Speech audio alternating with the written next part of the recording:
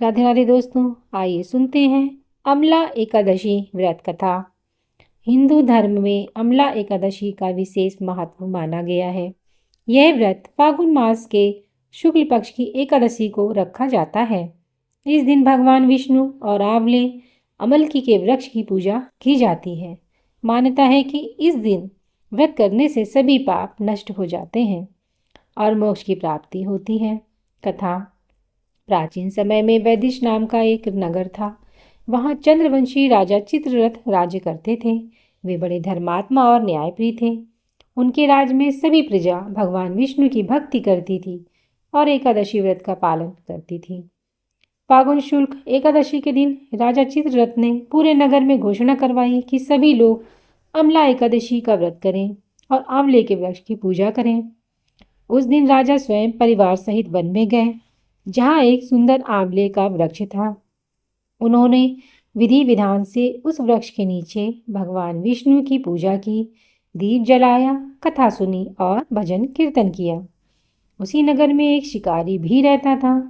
वह हिंसक स्वभाव का था और जीव जंतुओं का शिकार करता था।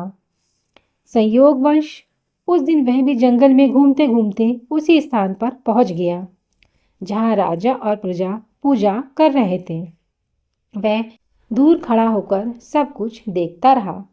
उसने ना तो व्रत रखा था और ना ही पूजा की थी, लेकिन श्रद्धा से सब देखता रहा और भगवान का नाम सुनता रहा। रात होने पर सभी लोग अपने घर लौट गए, परंतु शिकारी वहीं बैठा रहा। अनजाने में उसने भी उस दिन उपवास कर लिया और भगवान की कथा सुन ली। कुछ समय बाद उसकी मृत्यु हो गई। उसके जीवन के पाप बहुत थे, फिर भी अमला एकादशी के प्रभाव से उसे अगले जन्म में एक राजकुमार के रूप में जन्म मिला।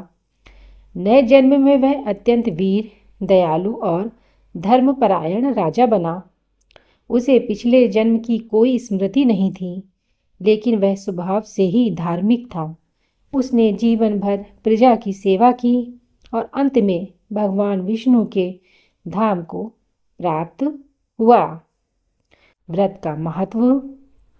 अमला एकादशी का व्रत करने से मनुष्य के पाप नष्ट होते हैं और उसे सुख समृद्धि मिलती है। आंवले के वृक्ष में भगवान विष्णु का वास माना जाता है। इस दिन आंवले के वृक्ष की पूजा, दान, पुण्य और भक्ति करने से विशेष फल मिलता है। इस प्रकार अमला एकादशी का व्रत श्रद्धा और विश्वास से करने वाला व्यक्ति इस लोक में सुख और परलोक में मोक्ष प्राप्त करता है। राधे राधे दोस्तों।